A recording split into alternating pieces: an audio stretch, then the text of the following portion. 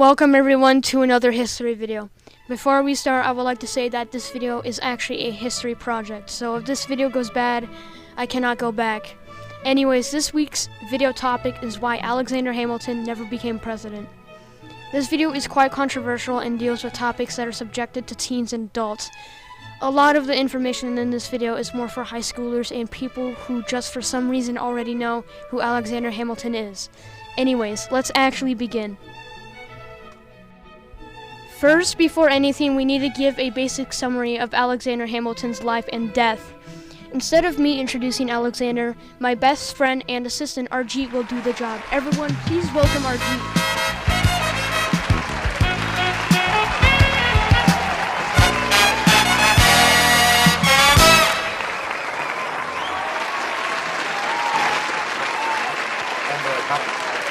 Okay, go.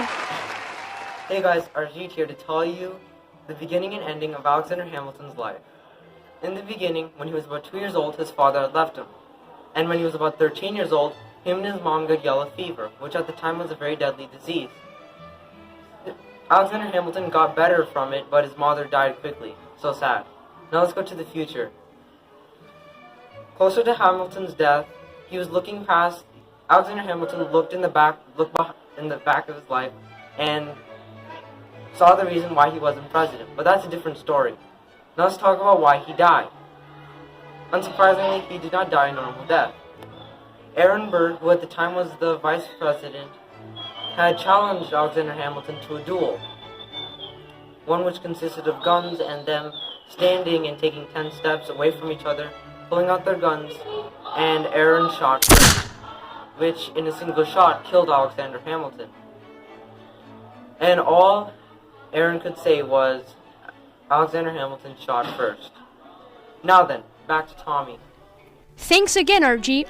Now we can move on to why Washington would have never been president, or more reasonably, why Alexander Hamilton was never president. Alexander Hamilton was one of the founding fathers of the United States, and George Washington's closest aide.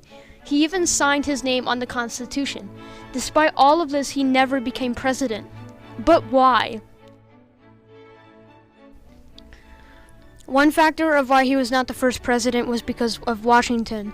Alexander Hamilton was actually craving fame and political advancement, but eventually his craving was now part of the past, as Washington was voted into office without even having an opposition, meaning everyone agreed to vote on Washington first.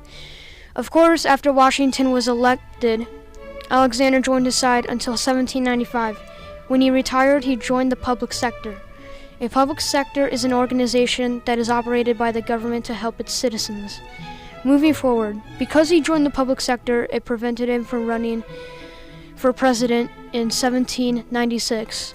The major reason, and probably the exact reason why Alexander Hamilton never became president, was the affair with Maria Reynolds. Maria Reynolds approached Alexander one day, acting and appearing as if she was a damsel in distress, and told Alexander Hamilton about how abusive her husband was. Eventually, after that, Alexander went to Maria's home, gave her $30, went upstairs, and started a loving relationship with Maria.